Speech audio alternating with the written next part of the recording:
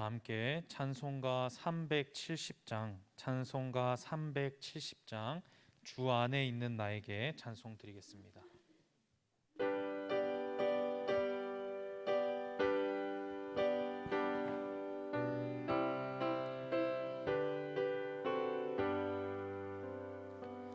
주 안에 있는 나에게 난 근심이 있으랴.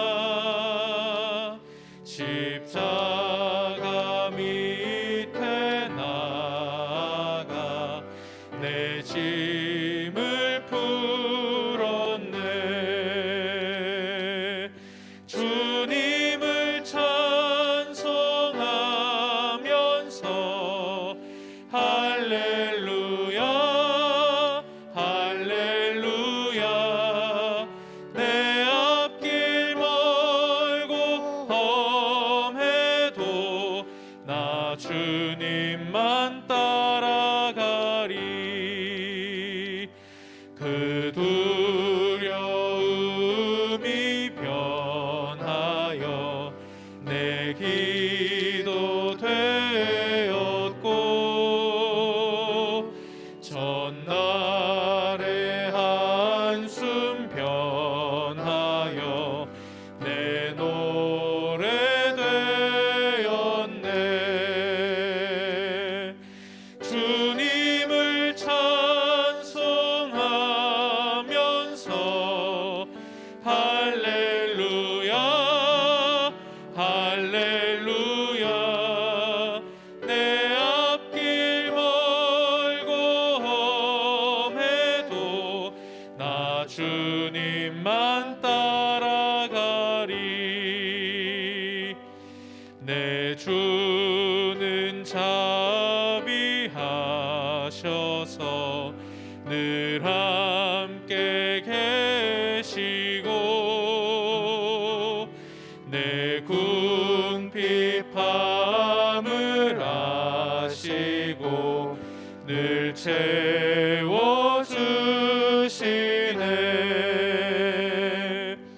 주님을 찬송하면서 할렐루야 할렐루야. 내 앞길 멀고 험해도 나 주님 다 함께 그 자리에 일어서셔서 4절 찬송 드리겠습니다. 내 주와 맺은 언약은 영불변하시니, 그 나라 가기까지는 늘 보호하시네. 주님을 찬송하면서 할렐루야 할렐루야. 내 앞길 멀고 험해도 나 주님만 따라가리.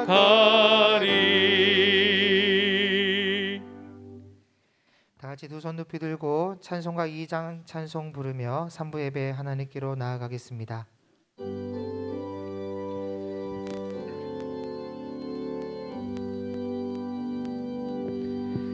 찬양 성부 성자 성령 성삼위일체께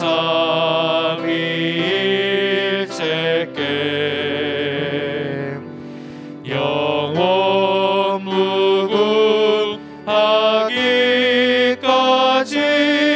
영광을 돌리세. 영광을 돌리세.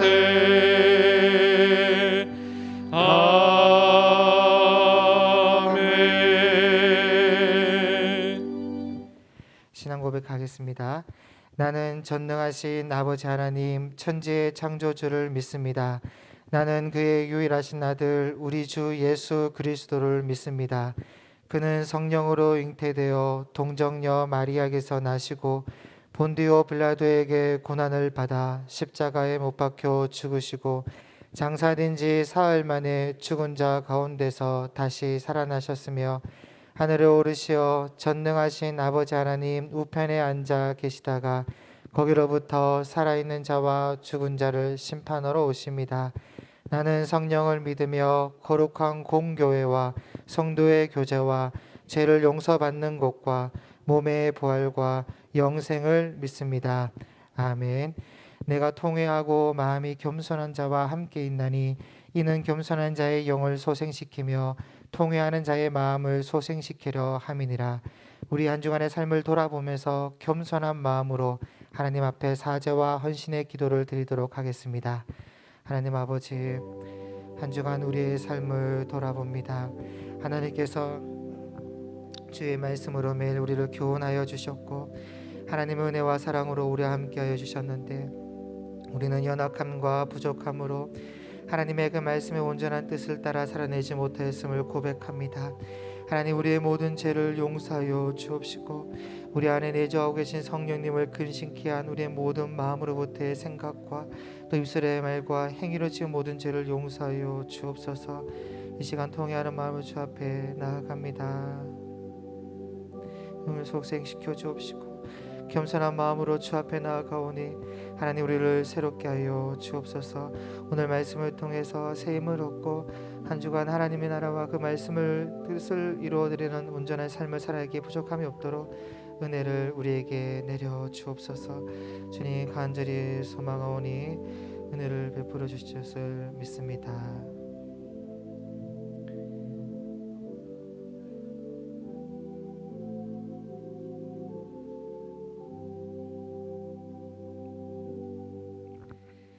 그러므로 그리스도 예수 안에 있는 자에게는 결코 정죄함이 없나니 이는 그리스도 예수 안에 있는 생명의 성령의 법이 죄와 사망의 법에서 너를 해방하였음이라. 아멘. 자리에 앉으셔서 찬송가 35장 함께 찬송하겠습니다.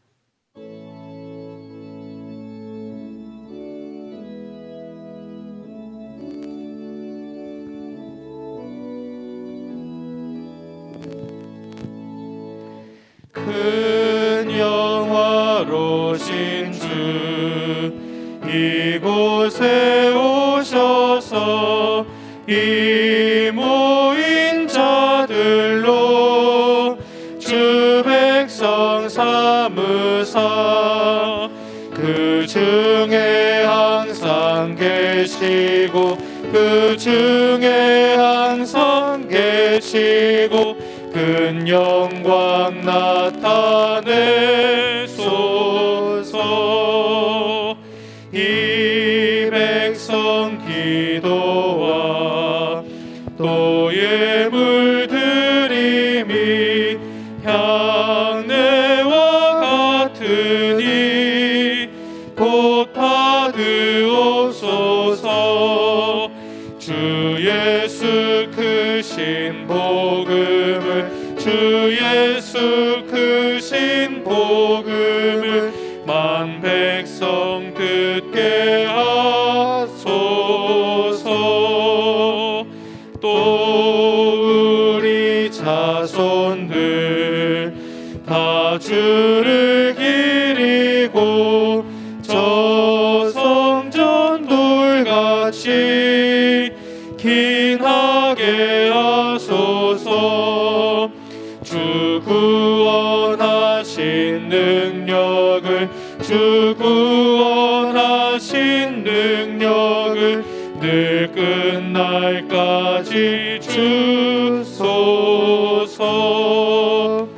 주 믿는 만민이 참 진리 지키며 예 성도들 같이 주 찬송하다가 저 천국 보좌 앞에서 저 천국 보좌 앞에서 늘 찬송하게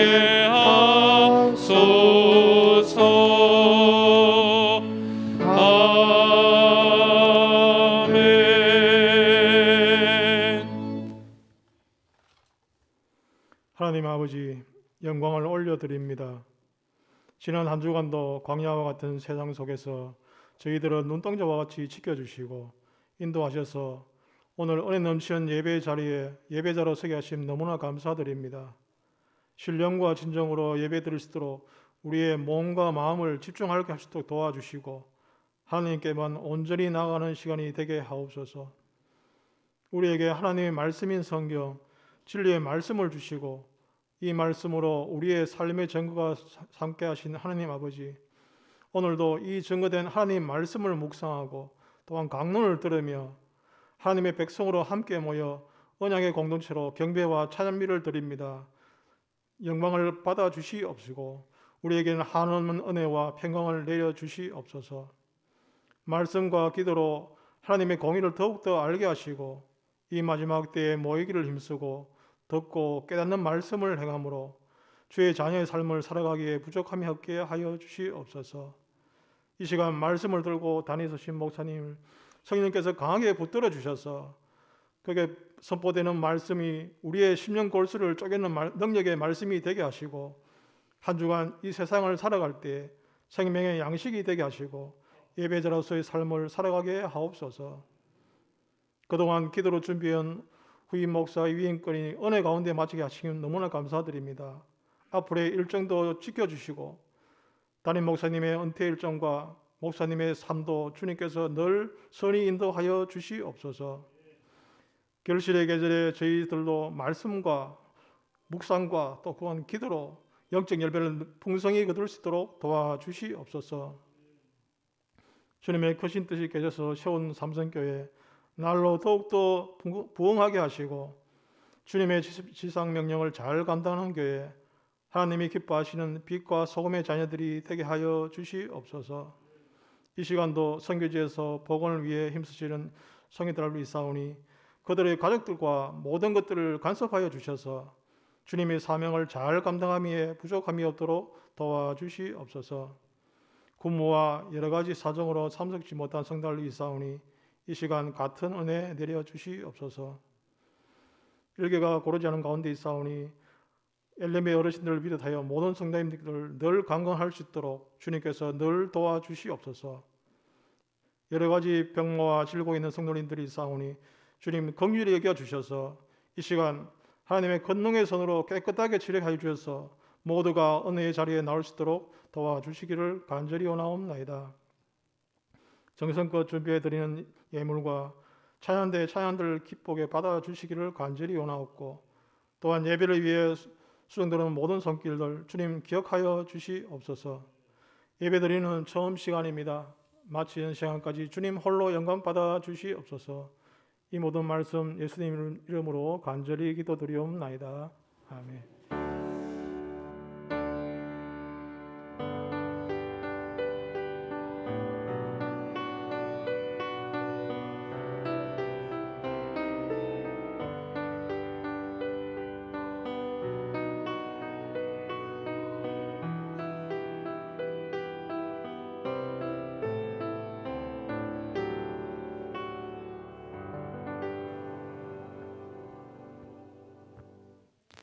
찬송가 215장 찬송하면서 준비하신 예물 하나님께 드리겠습니다.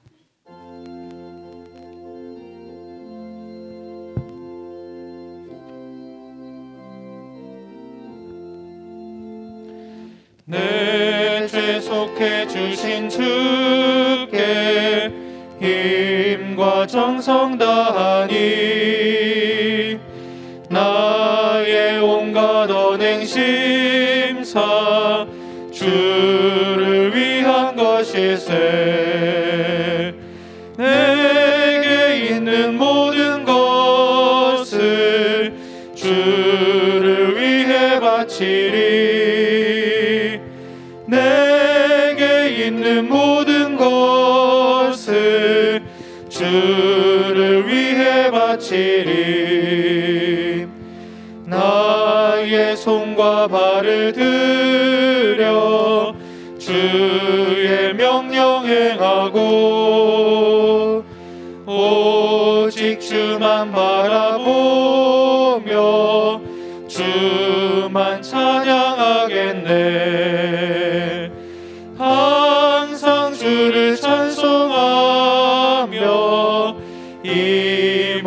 바치오리다. 항상 주를 찬송하며 이 몸 바치오리다. 내가 주를 바라보니 나의 영혼 밝아져. 십자가를 지신 주만 항상 바라봅니다. 십자가를 바라보며 주만 따라가리라. 십자가를 바라보며 주만 따라가리라. 신기하고 놀라워라. 영광스러운 왕의 왕. 나를 친구 삼아 주사 편히 쉬게 하시네. 주의 날개 보호 아래 영원한 식 얻겠네. 주의 날개 보호 아래 영원한 식 얻겠네.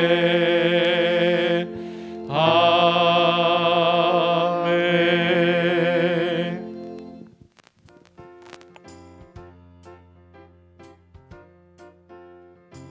기쁨과 행복이 가득한 주일 2022년 10월 23일 주간 소식입니다. 방역 안내입니다. 코로나19 방역이 끝날 때까지 방역 사항을 잘 지켜주시기 바랍니다. 출입은 자유롭게 하되 손 씻기를 해주시고 교회당에서는 마스크를 꼭 착용 바라며 식음료는 나누지 않습니다. 예배에서 확진자가 발생되지 않도록 증상이 있든지 마음에 부담이 있으신 분은 가정에서 영상으로 예배하기 바랍니다. 성례식 준비입니다. 유아세례식, 학습세례식 및 성찬식이 11월 6일 주일에 있습니다. 유아세례식, 학습, 세례, 입교 대상자는 10월 30일 주일까지 담당 교육자에게 신청하시기 바랍니다. 성교헌신입니다. 오후 예배는 성교헌신 예배입니다. 헌금위원은 주보를 참고해 주시기 바랍니다.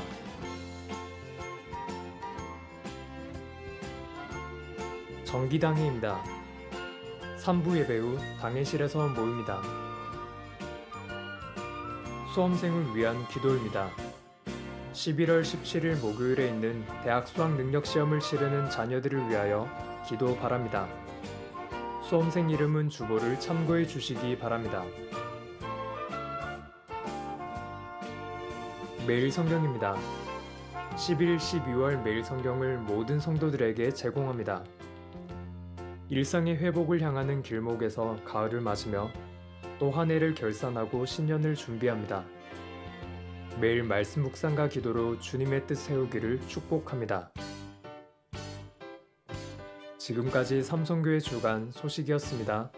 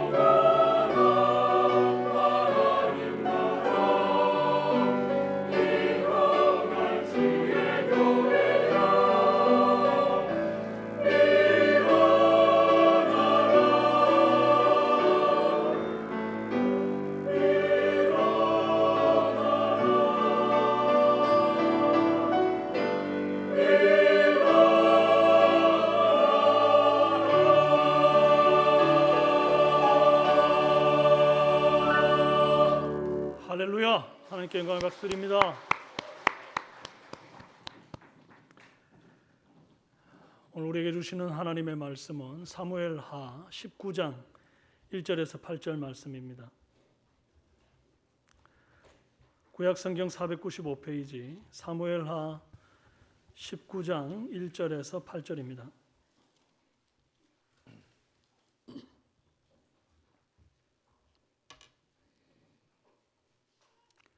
구약성경 495페이지 교독하시겠습니다. 어떤 사람이 요압에게 아뢰되 왕이 압살롬을 위하여 울며 슬퍼하시나이다 하니 왕이 그 아들을 위하여 슬퍼한다 함이 그날의 백성들에게 들림에 그날의 승리가 모든 백성에게 슬픔이 된지라. 그날의 백성들이 싸움에 쫓겨 부끄러워 도망함같이 가만히 성읍으로 들어가니라. 왕이 그의 얼굴을 가리고 큰 소리로 부르되 내 아들 압살롬아 압살롬아 내 아들아 내 아들아 하니 요압이 집에 들어가서 왕께 말씀드리되 왕께서 오늘 왕의 생명과 왕의 자녀의 생명과 처첩과 비빈들의 생명을 구원한 모든 부하들의 얼굴을 부끄럽게 하시니 이는 왕께서 미워하는 자를 사랑하시며 사랑하는 자는 미워하시고 오늘 지휘관들과 부하들을 멸시하심을 나타내심이라. 오늘 내가 깨달으니 만일 압살롬이 살고 오늘 우리가 다 죽었다면 왕이 마땅히 여기실 뻔하였나이다. 이제 곧 일어나 나가 왕의 부하들의 마음을 위로하여 말씀하옵소서. 내가 여호와를 두고 맹세하옵나니 왕이 만일 나가지 아니하시면 오늘 밤에 한 사람도 왕과 함께 머물지 아니할지라. 그리하면 그 화가 왕이 젊었을 때부터 지금까지 당하신 모든 화보다 더욱 심하리이다 하니 왕이 일어나 성문에 앉음에 어떤 사람이 모든 백성에게 말하되 왕이 문에 앉아 계신다 하니 모든 백성이 왕 앞으로 나오니라. 아멘. 기도하겠습니다. 좋으신 아버지 하나님, 살아계신 주님, 이 자리에 오셔서 좌정하시고 통치하시고 다스리시고 주님의 그 얼굴빛을 모두에게 비추어 주시옵소서. 좋으신 아버지 앞에 예배 드릴 때에 하나님이 우리의 마음과 더불어서 또 물질을 드린 손길들을 기억하여 주시되 특별히 10의 1을 구분하여 드린 손길을 통하여 그들에게 약속하신 놀라운 복들을 더하여 주시기를 원하옵고 하나님 선교 예물을 드린 손길을 통해서 또 온 땅에 주의 복음이 들어가지 아니하는 곳이 없도록 인도하여 주시되 특별히 선교사님들 주님의 날개 아래 보호하여 주시고 그들의 자녀들도 지혜와 총명을 주사 글로벌한 정말 리더십으로 성장해 갈 수 있도록 은혜 베풀어 주시기를 원하고 하나님이여 또 부흥성장의 예물을 드린 손길 있사오니 다음 세대가 주 앞에 설 수 있도록 하나님 밑거름이 되도록 역사하여 주시고 또 우리 교사들 수고하며 애쓰고 힘쓰는 그 모든 가르침들이 고스란히 다음 세대에 물려질 수 있도록 인도하여 주시옵고 또 엘림의 어르신들까지 하나님 건강으로 주님 지켜보호하여 주시고 교회가 교회되어지는데 이물질 쓰이도록 인도하여 주시옵소서. 또한 성미로 또 예배 여러 가지 봉사의 수고를 아끼지 아니하는 그 땀과 눈물을 우리 주님께서 흠양하시기를 원하옵니다. 감사 예물 드립니다. 아버지 오늘도 복된 날 건강 주시어 거룩한 예배자로 세워주심 감사와 찬송 드립니다. 늘 함께 하시고 때를 따라 도우시는 주님의 은혜 감사드립니다. 지금까지 지내온 것 주님의 은혜이며 남편 생일 감사드립니다. 모든 것 하나님께 감사합니다. 온 가족 건강 지켜주세요. 아들 가정 무사히 다녀가게 됨을 감사합니다. 저희 가정에 베풀어 주신 은혜와 사랑에 감사합니다. 결혼 기념일 감사합니다. 여호와 하나님, 저희 가정과 자녀들의 가정은 주님 잘 섬기며 말씀 순종하는 사랑받는 자녀 되기를 원합니다. 항상 감사할 수 있게 하심을 감사드립니다. 어려운 상황 가운데서도 늘 은혜롭게 인도해 주시는 주님을 무한 감사드립니다. 범사에 감사드립니다. 범사에 감사합니다. 범사에 감사 예물 올려드립니다. 귀한 손길들이 귀한 감사의 제목들을 참 구구절절 또 다양한 사건들을 하나님 앞에 감사로 이렇게 싸서 올려드리오니 주님께서 기쁘게 받아주시기를 원하고 하나님이여 이 감사가 앞으로 또한 더 많은 감사로 또 열매 맺도록 그리하여 하나님 앞에 아낌없이 드리고 또 주님의 은혜를 후히 받는 귀한 복이 있도록 역사하여 주시옵소서. 아버지 하나님, 수능을 앞두고 있는 우리 사랑하는 고3 학생들을 주님 붙잡아 주시옵소서. 지혜와 총명을 주시고 꿈과 비전을 품고 있는 것들 아버지 앞에 기도하면서 인도하심 따라 갈 수 있는 용기와 담력을 주시옵소서. 정직하게 공부할 수 있도록 도와주시옵소서. 군문에 있는 지체들 머리털 하나 상치 아니하도록 지키시기 원하옵고, 또 육체의 질병 가운데 오랜 생활 투병하고 있는 사랑하는 성도님들 불쌍히 여기시고, 영상으로 예배 드릴 때에 주님께서 정말 동일한 은혜로 그들에게 함께 하시어서 위로하시고 또한 붙잡아 주시고 큰 손으로 회복시켜 주시기를 간절히 원합니다. 속히 광야의 생을 마치고 회복의 은혜를 경험토록 인도하여 주옵소서. 이제 하나님 말씀 앞에 서싸우니 주님의 뜻을 우리 가운데 보여주시고 약한 세대 가운데 분별할 수 있는 은혜를 주시옵소서. 한 주간 말씀 붙들고 살 수 있도록 은혜를 주시옵소서. 예수님의 이름으로 기도합니다. 아멘. 네, 우리 서로 전후좌우로 인사하겠습니다. 참 잘 오셨고 사랑합니다. 축복합니다.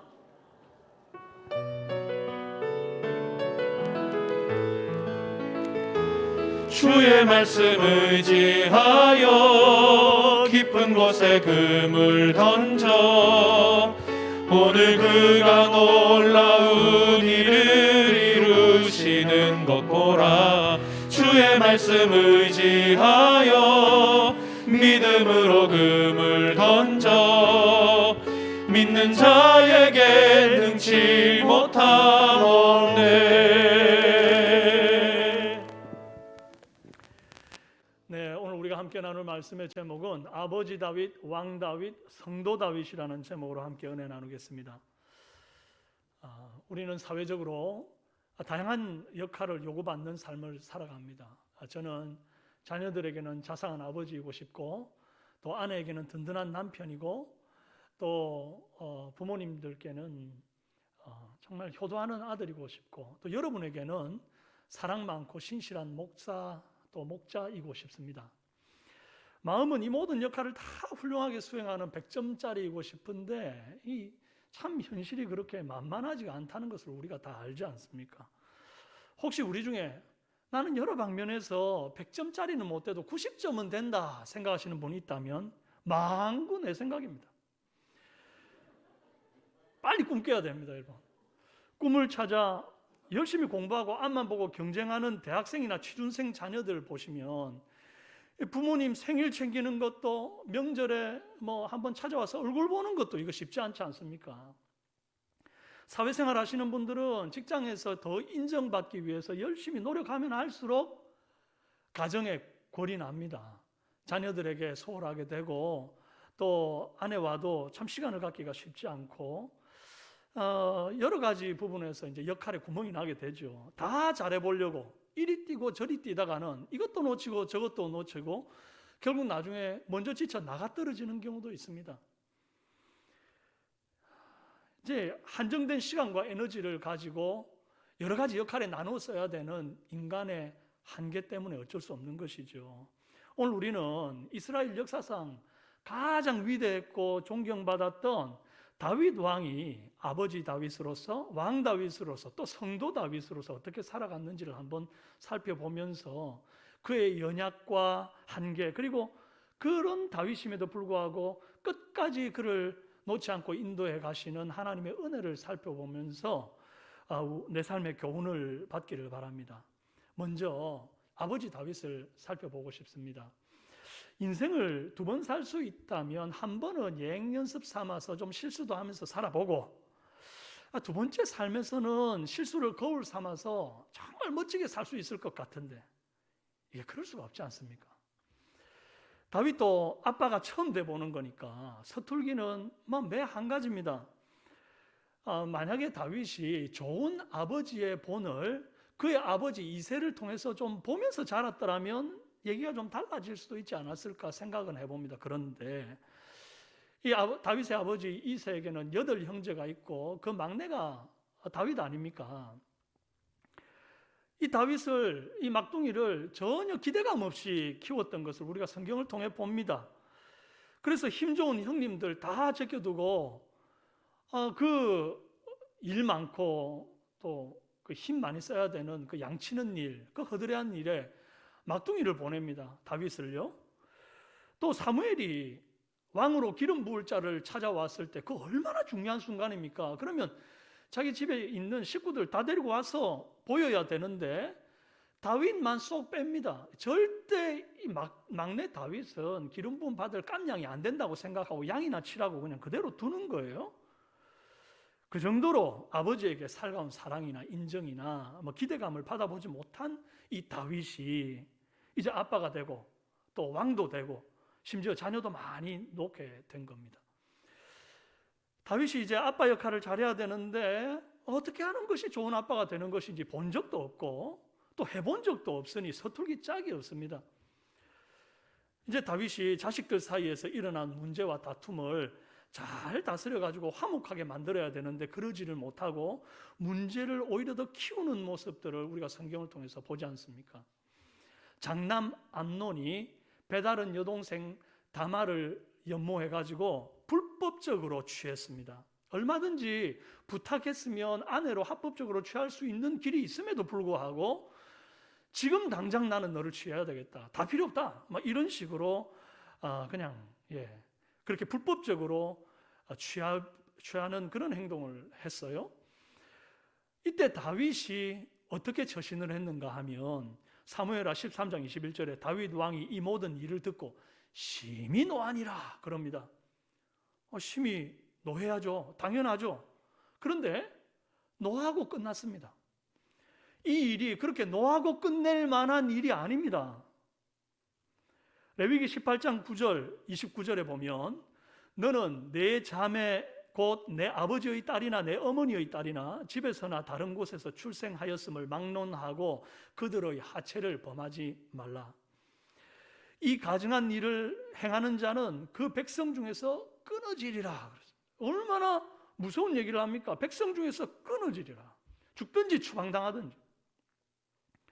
다윗은 아버지이자 동시에 백성들의 잘잘못을 판별하고 또 상벌을 줘야 하는 왕이었습니다. 요즘으로 따지면 대법관 판사 정도의 어떤 역할을 겸한 인물이었던 거죠. 그런 사람이 백성들이 간음하면 율법으로 다스리고 자기 자녀들이 간음을 하면 막 그냥 노를 바라는 것으로 끝을 내버리고 이건 얼마나 객관성과 공정성을 잃어버린 처사입니까? 요즘도 잘 나가던 고위직 공무원들과 국가 중요 인사들이 자식들의 그 학위 조작 혹은 인사청탁에 관련한 사실이 드러나가지고 세간의 뉴스에 오르락내리락 하는 경우들 우리가 종종 목격하게 됩니다. 판사가 법을 제대로 시행하지 않으면 억울한 일이 생기게 되고 또 이 억울함을 호소해봐야 판사가 안 들어주니 결국 하나님 앞에 비통한 심정으로 기도하게 되면 그때부터는 여호와께서 심판의 칼날을 가시는 거예요. 이뿐 아닙니다. 아무 액션도 취하지 않은 이 아버지 다윗 때문에 억울함을 풀지 못한 이 다말을 지켜만 보던 오라비 압살롬이 마음에 복수심이 불타가지고 결국 칼을 꺼내서 형 암논을 죽이게 되죠. 레위기 24장 17절 말씀에 사람을 쳐 죽인 자는 반드시 죽일 것이요. 여러분, 부지불식간에 자기도 알지도 못한 사이에 얼결에 사람을 죽이는 경우 있지 않습니까? 사고로. 그런 경우는 도피성에 피할 길이라도 열어줬지만 의도된 살인 사건은 절대 빠져나갈 방법이 없었습니다. 반드시 죽이게 되어져 있었어요. 그런데 압살롬은 이스라엘 최북단 국경지대 그술 땅이라는 곳으로 도피를 했고 3년 동안 거기 숨어 지냅니다. 그리고 3년이 지난 이후에 다윗이 그를 어떤 다른 체벌도 없이 이스라엘 땅으로 또 불러들입니다. 세상에서 가장 공정하기 힘든 대상, 가장 객관적이기 힘든 대상이 바로 가족이죠. 자식들 앞에서는 늘 왕 다윗과 아빠 다윗이 갈등하다가 뭐부터 튀어나오나요? 아빠 다윗이 먼저 튀어나오는 거예요. 왜 그럴까요? 자식들 허물을 보면 다 내 탓인 것 같은 부모 마음이 있어요. 여러분도 여러분 자식들 볼 때 느끼는 바가 있겠지만 저도 우리 아들내미 보면 애가 뭘 먹어도 자꾸 살이 안 찝니다. 제가 그랬거든요. 젊을 때 뭐 좀 운동해가지고 몸을 좀 벌크업 해보려고 여름만 되면 그렇게 헬스장 가서 했는데도 안 돼. 근데 우리 아들내미가 딱 그래요. 그래서 열심히 수고하고 거울을 보면서 아빠 나는 왜 이래요? 이러면 미안하다. 이런 마음이 제일 먼저 내 때문이다. 여러분 애를 보면 딱 나를 보는 것 같아가지고 애의 좋은 점을 보면 아이고 나 닮아서 그래 이러지만 또 애의 그 나쁜 점을 보면 내가 미안해지는 거 이게 부모 마음 아닙니까? 다윗이 말이죠. 그 다윗의 집에 칼이 떠나지 않겠다라고 하는 그 하나님의 심판의 말씀이 한번 있었지 않습니까? 그 심판의 말씀에 시발점이 된 사건이 바로 다윗이 우리아의 아내 밧세바를 간음하고 또 그것을 숨기기 위해서 우리아를 죽이는 간음과 살인죄를 범한 것이 시발점이 된 거거든요. 그렇기 때문에 너희 집안에 칼이 떠나지 않겠다는 말씀을 하나님이 하셨고 자식들이 간음을 하고 칼로 죽이는 딱 아버지가 한 짓을 하는 거예요. 그러니 다윗 마음에 이게 다 내 탓이다 이런 생각 안 들겠습니까? 그러니까 자책감이 드니까 자식들 탓을 못하는 겁니다. 심판을 제대로 못하는 거예요. 그 때문에 다윗은 늘 자식들의 허물에 대한 법적 대응, 적절한 체벌 이런 것들을 못하고 머뭇거렸고 그 머뭇거림이 결국 더 큰 문제를 야기하게 된 겁니다. 결국 압살롬이 더 엇나가 가지고 결국 아버지 다윗을 죽이고 왕좌를 억지로 차지하려고 반역을 꾀하게 된 거죠. 출애굽기 21장 15절에 자기 아버지나 어머니를 치는 자는 반드시 죽일지니라. 신명기 27장 16절에 그의 부모를 경홀히 여기는 자는 저주를 받을 것이라 할 것이요 모든 백성은 아멘할지라. 부모를 경홀히만 여겨도 그래요. 그런데 지금 죽이려고 반역을 꾀하고 있어요. 이거 어떻게 해야 되는 거죠? 율법대로 하면 반드시 압살롬은 죽어야 됩니다. 그런데 다윗이 압살롬이 이스라엘 군대를 이끌고 막 내려와가지고 다윗 죽이겠노라고 어마어마한 대군을 이끌고 내려와서 에브라임 수풀이라는 곳에서 이제 전쟁을 붙게 됐거든요. 다윗 편의 지휘관 요압과 아비새 가드 사람이 이때 참 몇 명 안 됩니다. 아니 뭐 천부장으로 세 사람 딸랑 세워놓고 그 수만 명의 그 압살롬이 이끌고 오는 북이스라엘 군사들과 전쟁을 치르기에 앞서서 다윗이 뭐라고 자기 군사들에게 부탁을 하느냐 하니까 사무엘하 18장 5절에 나를 위하여 젊은 압살롬을 너그러이 대우하라 이리 말합니다. 이게 무슨 말입니까? 내가 그 압살롬 반역자이고 죽일 놈인 것을 내가 잘 안다. 그러나 나를 봐서 죽이지는 말고 살려서 좀 데려와 다오. 목숨만 살려주라. 나중에 살려서 데리고 오면 이후에 벌을 내리든 추방을 하든 아니면 감옥에 쳐넣든 그건 일단 살려 데리고 오고 나면 내가 나중에 어떻게든지 알아서 할게. 이제 그 말을 완곡하게 돌려 표현한 것이 바로 나를 위하여 젊은 압살롬을 너그러이 대우하라 이 말이거든요. 그런데 압살롬이 전쟁에 패전해서 도망치다가 상수리 나무에 그 잘난 머리카락이 이렇게 탁 걸려가지고 대롱대롱 매달렸습니다. 나귀는 쑥 그냥 달려가 버리고 그냥 매달린 거예요. 그런데 이때 요압이 뒤도 안 돌아보고 그 다윗이 했던 말 그냥 다 필요 없다. 그럼 달려가가지고 창으로 압살롬의 심장을 찔러 죽입니다. 나라를 어지럽히고 다윗 왕을 죽이려 했던 압살롬 그 반역자가 죽었어요. 근데 그 기쁜 소식을 제일 먼저 알리고 싶어 했던 사독의 아들 아히마스라는 사람이 뭐라고 말하는가 하니까 내가 빨리 왕에게 가서 여호와께서 왕의 원수 갚아주신 소식을 전하게 하소서 그렇게 말합니다. 그랬더니 요압이 아니다. 이 소식은 다윗 왕이 절대 안 기뻐할 거다. 그래가지고 구스 사람을 대신 보내는데 이 구스 사람이 가서 또 뭐라고 말하느냐 하니까 내 주 왕의 원수와 일어나서 왕을 대적하는 자들은 다 그 청년과 같이 되기를 원하나이다. 이렇게 말하네요. 다들 압살롬을 호칭하기를 왕의 원수다, 원수다 이렇게 말합니다. 그런데 이 소식을 전해들은 다윗은 듣자마자 마음이 너무 아파가지고 통곡을 하면서 하는 말이 사무엘하 18장 33절에 내 아들 압살롬아, 내 아들 압살롬아, 차라리 내가 너를 대신하여 죽었더라면 압살롬아 내 아들아 하였더라. 그럽니다. 그러니까 모든 사람에게는 원수 같은 인간인데 다윗은 압살롬을 끝까지 아들아 아들이라 부르는 거예요. 차라리 내가 너를 대신하여 죽었더라면 이라는 말을 합니다. 어쩌면 이것이 세상 모든 부모의 마음 아니겠습니까? 단장지혜라는 말이 있습니다. 창자가 끊어질 듯한 고통으로 사랑한다, 그 말입니다. 이 말이 어떻게 유래가 됐냐 하니까 어느 날 그 중국의 병사들이 배를 타고 이렇게 가다가 원숭이가 나무에 대롱대롱 매달려서 감기스럽게 놀고 있는 것을 보고는 탁 그 원숭이 그 새끼를 채가지고 배에 이렇게 태워가지고 갔습니다.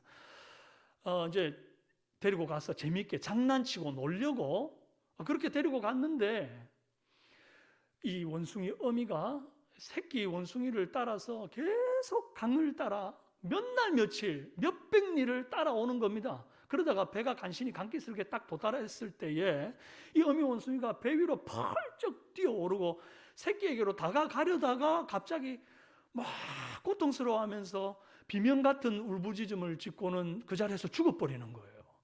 그래서 이상하다 싶어가지고 그 배에 있는 병사들이 배를 그 원숭이 어미의 배를 갈라보니까 그 배 속에 있는 창자가 정말 동강동강 토막나서 끊어져 있더라는 거예요. 이게 단장지혜. 즉 자식이 아파하는 것을 도저히 견딜 수 없어서 창자가 끊어질 것 같은 고통으로 사랑하는 그 말을 일컬어 하는 말인데, 한나 미물도 자기 자식 사랑함이 이 같은데 인간은 오죽하겠습니까?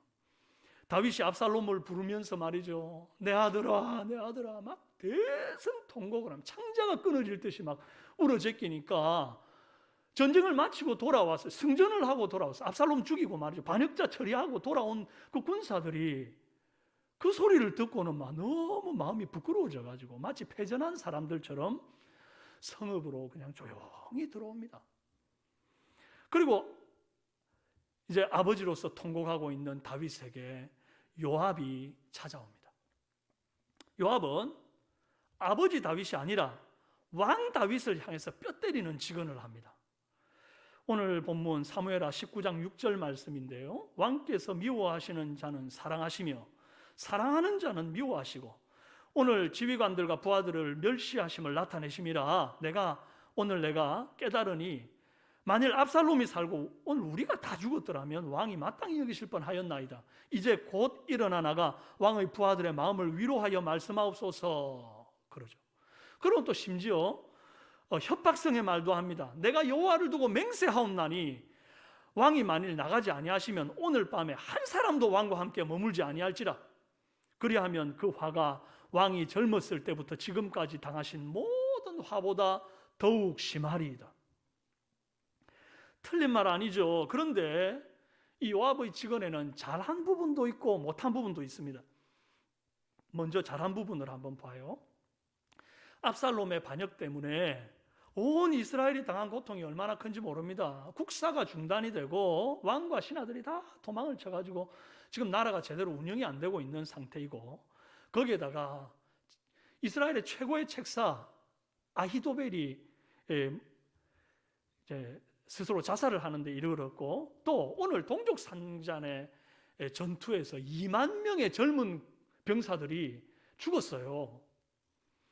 무엇보다 다윗 왕을 압살롬의 칼로부터 지켜내겠다고 목숨 바쳐 싸우고 돌아온 병사들 앞에서 다윗이 내 아들 압살롬아 하고 백성 통곡하고 있으니까 백성들이 생각할 때 그러면 압살롬이 살고 우리가 죽었으면 딱 좋을 뻔했겠네, 그 생각하게 되지 않습니까? 지도자가 공동체를 돌아보지 않고 자기 감정에 먼저 빠져가지고 있으면 공동체의 분위기는 승리가 절망으로 바뀌고 민심은 다 흩어지게 마련입니다. 그러면 왕 다윗은 어떻게 했어야 했습니까? 아버지 다윗은 잠깐 뒤로 물리는 겁니다. 아들 압살롬의 그 죽음의 소식을 들었지만 왕으로서의 아버지로서의 슬픔은 속으로 삼키고 왕 다윗으로서 의연히 반역의 세력들과 생명 바쳐 싸우고 돌아온 그 병사들을 아주 칭찬하고 격려하고 박수를 보내야 했어요. 그리고 무엇보다 이 싸움에 죽은 2만 명의 이스라엘 백성들, 다 동족들이고 다 내 자식 같은 그 젊은 청년들 아닙니까? 그들이 2만 명이 죽었습니다.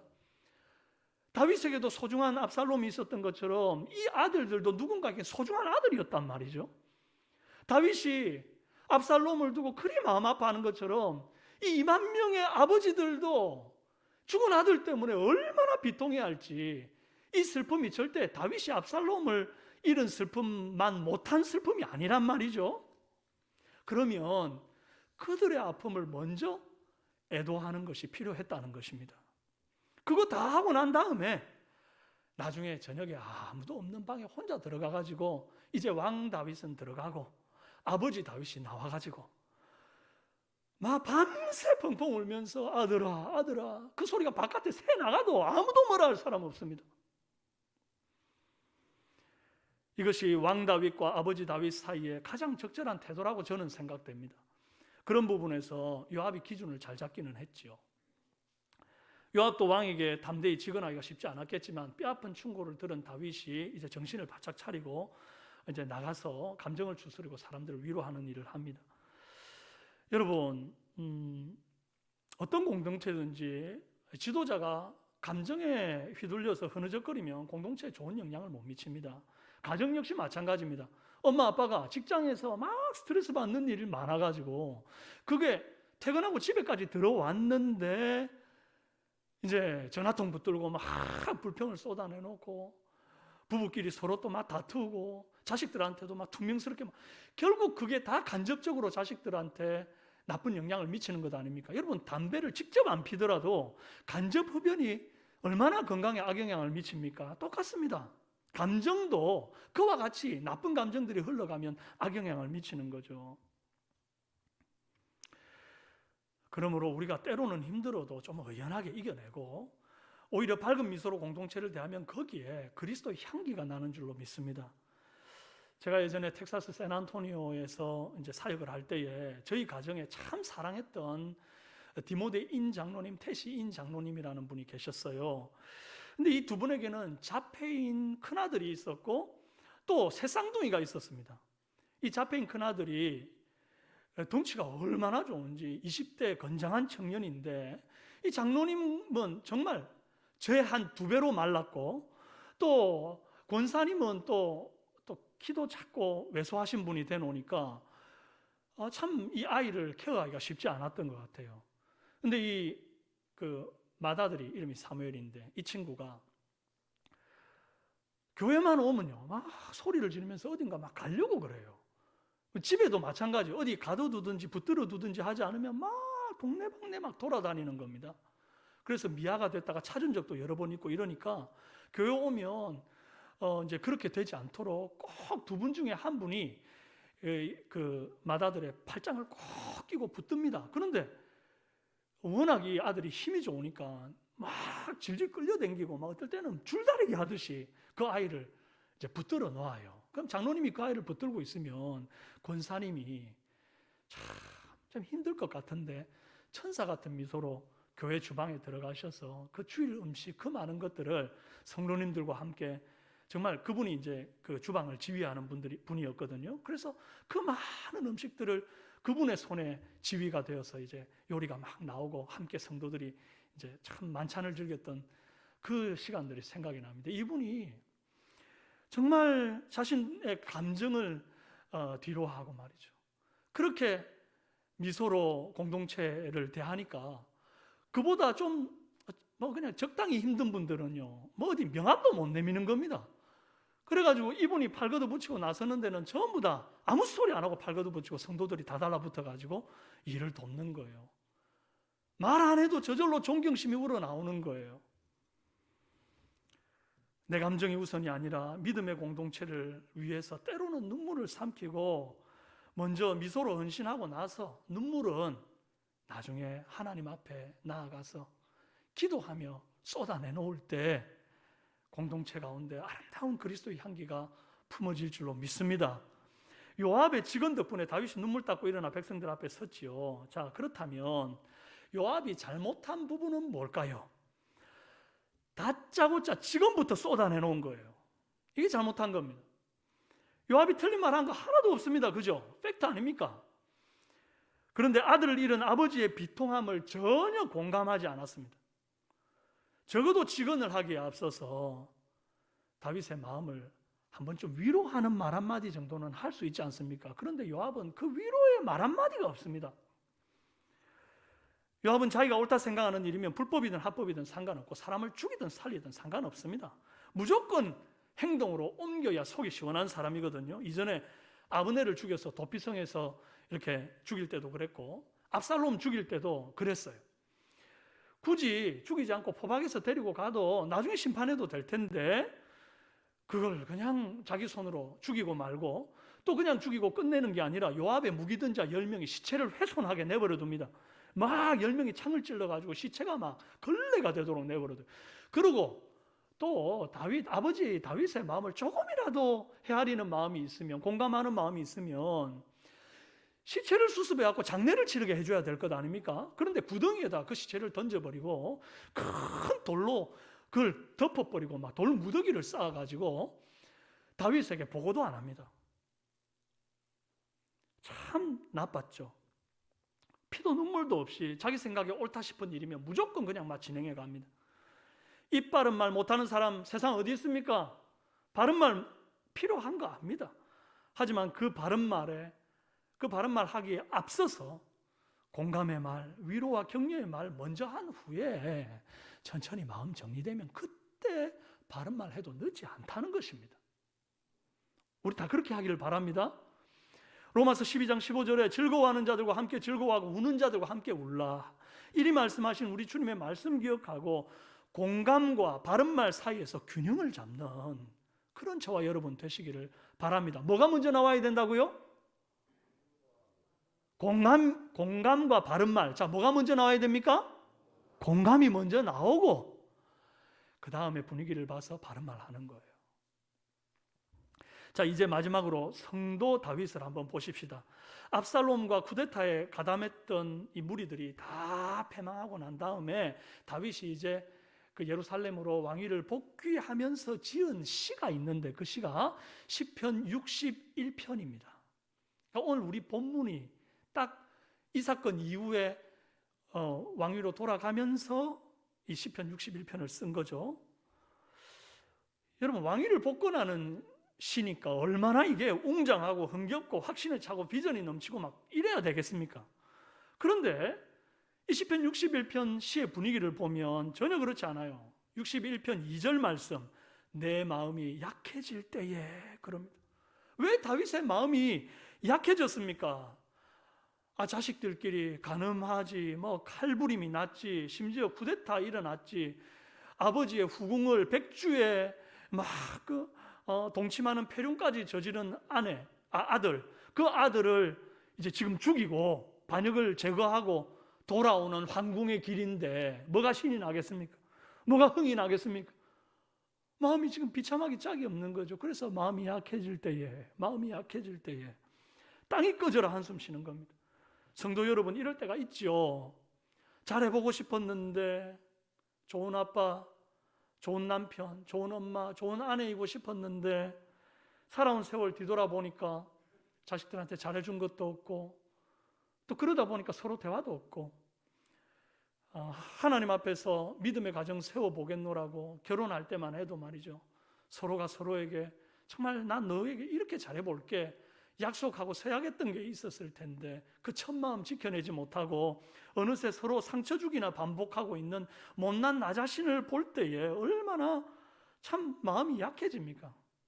약해질 때에, 내 마음이 약해질 때에 여러분, 이럴 때 어떻게 해야 됩니까? 다윗은 자신의 마음이 그토록 약해졌을 때 땅이 꺼져라 한숨만 쉬지 않고 알코올 중독에 빠지지도 않았고 자살을 선택하지도 않았습니다. 하나님의 백성이자 이 성도였던 다윗은 주님께 부르짖어 기도하는 편을 택합니다. 시편 61편 1, 2절 말씀에 하나님이여 나의 부르짖음을 들으시며 내 기도에 유의하소서. 내 마음이 약해질 때에 땅 끝에서부터 주께 부르짖으오리니 나보다 높은 바위에 나를 인도하소서. 내가 땅 끝에서 부르짖으오리니, 땅 끝에서 부르짖는다는 게 뭐죠? 더 이상 갈 때까지 간 상황, 밑바닥을 찍은 거죠. 그 땅 끝에서 포기하지 않고 주님께 부르짖겠다, 기도하겠다, 그 말입니다. 사랑하는 여러분, 여러분은 지금 서 있는 곳이 어디입니까? 땅 끝입니까? 벼랑 끝입니까? 거기가 어디든지 상관없습니다. 여러분이 성도라면 하나님께 부르짖기만 하십시오. 하나님께 부르짖는 백성은 절대로 추락하는 법이 없습니다. 떨어져 망하는 법이 없는 줄로 믿습니다. 다윗의 부르짖음 보십시오. 시편 61편 3절. 주는 나의 피난처시 원수를 피하는 견고한 망대심이니이다. 내가 영원히 주의 장막에 머물며 내가 주의 날개 아래로 피하리이다. 저는 이런 상황에서 이런 기도를 하는 다윗을 보면서 두 가지를 묵상하게 됩니다. 첫째는 기도는 염치 차리면서 하는 게 아니라는 거예요. 받아합시다. 기도는 염치 차리면서 하는 게 아니다. 다윗은 참 뻔뻔한 사람인 것 같습니다. 얼마 전에 밧세바 범하고 우리아 죽이고 하나님께 범죄했죠. 그 다음에 가장으로서 실패했죠. 국부로서도 지금 실패해서 도망쳤다가 지금 올라오죠. 뭐가 예뻐서 주님이 다윗의 피난처가 되어줍니까? 뭐가 예쁘다고 주님이 다윗을 날개 아래 품어줄 겁니까? 그런데 사람이 염치가 있어야 될 텐데 다윗은요, 기도를 염치 차리고 하는 게 아니라는 사실을 오늘 이 시편 61편을 통해 보여주고 있는 거예요. 탕자는 아버지고 가족이고 뭣도 아무것도 돌아보지 않고 재산 땡겨받아가지고 나와서 허랑방탕하게 쓰고 결국 정말 이제 먹고 살 게 아무것도 없어가지고 벼랑 끝에 땅 끝에 쓴 겁니다. 그런데 뻔뻔스럽게 아버지 장막에 거하겠다고 다시 기어들어오네요. 아버지 날개 아래 피하겠다고 다시 기어들어옵니다. 뭐가 예뻐서 아버지가 탕자의 피난처가 되어주고 탕자의 날개로 탕자를 품어줄 겁니까? 뭐가 예뻐서? 그런데 그 아버지는 탕자를 자신의 날개 아래 품어주더라는 거예요. 뻔뻔스러운 아들에게 입을 맞추고 가락지를 끼우고 신을 신기고 소를 잡아서 잔치를 치러주더라는 거예요. 여러분, 하나님은 그런 하나님입니다. 치질이 못났고 예쁜 구석 하나도 없는 저와 여러분, 100점짜리면 좋겠지만 겨우 낙제나 면하는, 이미 낙제한 우리 인생을 주님은 여전히 아들이라고 기다리고 계신 거예요. 히브리서 11장 16절에 그러므로 하나님이 저희 하나님이라 일컬음 받으심을 부끄러워하지 아니하시고 저희를 위하여 한 성을 예비하셨느니라. 하나님 아버지는 내가 가장 못난 그 순간에도 나의 아버지라 일컬음 받기를 부끄러워하지 않았다는 겁니다. 내가 아버지라고 부를 때, 내가 주님 날개 아래 피하고 싶어요 라고 할 때, 야, 니 누구? 난 부끄러워서 난 너 아버지 안 할란다, 이리 안 하신다는 겁니다. 난 정말 너 사랑한다 아들아, 이렇게 안아주신다는 거예요. 사랑하는 여러분, 우리가 어떤 상황에 있든지 주님 날개 아래 피하고 주의 장막에 머물고 그럴 때에 우리 주님께서 기다렸다는 듯이 안아주실 줄로 믿습니다. 둘째로, 아플수록 하나님 아버지 품이 그립습니다. 그걸 깨닫게 됩니다.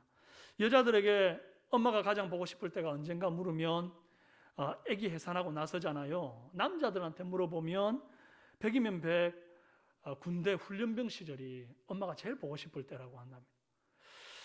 저 역시 마찬가지였어요. 세상에 태어나서 그런 고강도의 훈련은 그때 처음 받아본 거였거든요.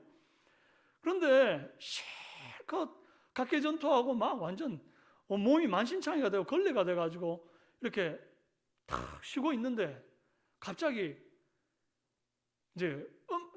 갑자기 막 어디서 노래가 확 들리는 거예요. 엄마가 잔잔잔잔 보고플 때 잔잔잔잔.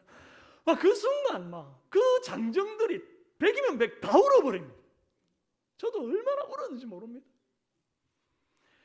그런데 문제는 제대하고 한 달만 지나면 다 돌아오죠. 애 낳고 한 달 지나면 전부 다 엄마한테 잔소리하고 많이 납니다. 어쨌든 여러분, 아프면 아플수록 아버지 품이 그립습니다. 다윗은 갈 때까지 간 그 힘든 상황 속에서 아버지 품이 너무 그리워서 견딜 수가 없어요. 여러분, 왕인 다윗이 그동안 궁궐에 살았으니 궁궐이 얼마나 좋겠습니까? 비단금침 듣고 자니 거기가 얼마나 편하겠습니까? 그러면 지금 이제 피난길, 그 광야의 그 고통스러운 길을 이제 마치고 반역자를 제거하고 다시 황궁하는 입장에서 제일 그리운 곳이 어디겠습니까? 그 편안한 궁궐, 그 비단금침, 이제 거기가 내가 그립다, 나 거기 거하고 싶다, 이래야 되는데 시편 61편 4절에 뭐라 그러냐니까, 내가 영원히 주의 장막에 머물며 내가 주의 날개 아래로 피하리다. 주의 장막, 텐트에 머물겠다는 겁니다.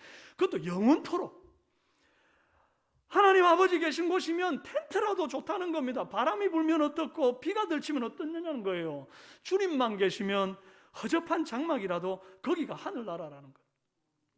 사랑하는 여러분, 인생을 살면 살수록, 고난을 통과하면 통과할수록 어리번쩍한 궁궐보다, 비단금침보다 주의 텐트가 더 좋아지는 저와 여러분 되시기를 바랍니다. 높은 고층 빌딩 꼭대기에서 첫날을 사는 것보다 하루를 살아도 주님 집 문지기가 좋사오니라고 고백하는 그런 저와 여러분 되시기를 바랍니다. 사랑하는 성도 여러분, 아픈 데 있습니까? 힘든 것 있습니까? 주님 품에 뛰어드십시다. 주님 날개 아래로 피하십시다. 체면 차릴 거 하나도 없습니다. 염치 차릴 거 없습니다. 우리가 주님 앞에서 잘났으면 얼마나 잘났겠고 못났으면 또 얼마나 못났겠습니까? 못난 죄인이나 잘난 죄인이나 죄인은 다 똑같은 죄인입니다. 못난 아들이나 잘난 아들이나 아들은 다 똑같은 아들입니다. 10손가락 깨물어 안 아픈 손가락 어디 있습니까? 우리는 다 하나님께 깨물어 아픈 손가락들 아닙니까? 그러니 무조건 일만 생기면 두 손 들고 주님 앞에 나와 부르짖는 저와 여러분 되시기 바랍니다. 땅끝에 서서 갈 때까지 가서도 주님이 나의 피난처라고, 주님 날개 아래 피하겠노라고 노래 부르는 성도 되시기를 바랍니다. 그리하여 100점짜리 되고 싶은 마음 굴뚝 같지만 날마다 낙제를 반복하고 있는 이 못난 나를 포기하지 않으시고 끝까지 은혜로 붙들어 주신 우리 그 주님 손 붙들고 내려왔던 길, 다시 예루살렘으로 올라가는 인생, 땅끝에서 다시 회복되어서 올라가는 인생들 다 되시기를 주님의 이름으로 축원합니다. 찬송가 455장 찬송 드리시겠습니다.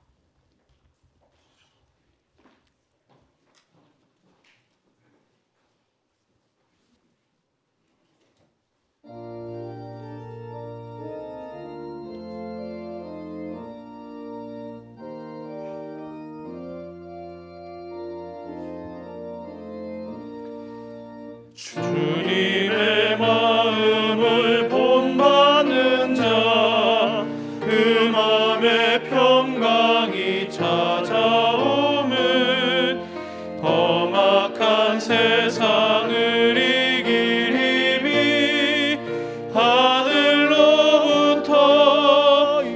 임함이로다. 주님의 마음 본받아 살면서 그 거룩하심 나도 이루리. 주 모습 내 눈에 안 보이며 그 음성 내 귀에 안 들려도 내 영혼 날마다 주를 만나 신령한 말씀 늘 배우도다. 주님의 마음 본받아 살면서 그 거룩하심 나도 이루리. 가는 길 거칠고 험하여도 내 맘에 불평이 없어짐은 십자가 고난을 이겨내신 주님의 마음 본받음이라. 주님의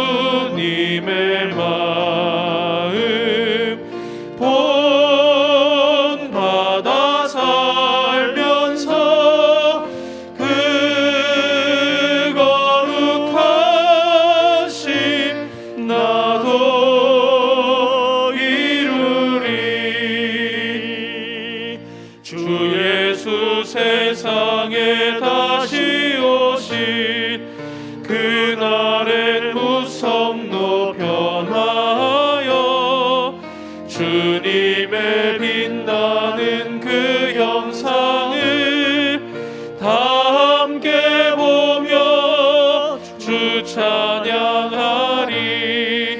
주님의 마음 본받아 살면서 그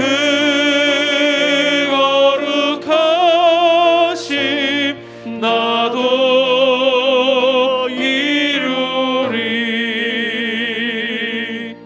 이제는 우리 주 예수 그리스도의 은혜와 하나님 아버지의 만극하신 사랑과 성령님의 감화, 감동, 교통, 위로 충만 역사하심이 아빠로서, 엄마로서, 또 직장 속의 사회인으로서, 부모에게 자녀로서, 하나님 앞에 성도로서 100점짜리이고 싶으나 늘 언제나 부족함에 하나님 앞에 죄송할 것밖에 없는 우리 자신, 아버지 앞에 부르짖는 성도로 나아가서, 주님 날개 아래 피하는 성도로 나아가서 주님 손 붙들고 회복의 삶을 살아내기로 다짐하는 모든 사랑하는 삼성교회 성도들 머리 위와 그들의 자녀 손들과 영상으로 예배드리는 하나님의 권속들 머리 위에 이제로부터 영원토록 함께 있을지어다. 아멘.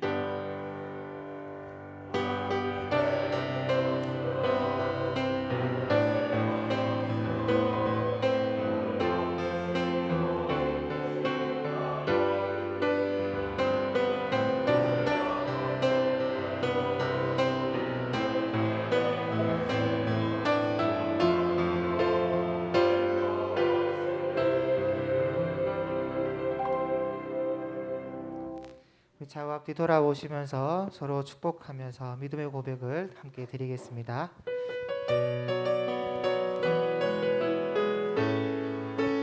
나는 믿네 주의 능력으로 내 삶 새롭게 되리. 나는 믿네 주의 능력으로 담대히 나가리라. 주와 함께 싸워 승리하리라. 날마다 믿음으로 나 살아가리. 예수님의 이름으로 사랑합니다.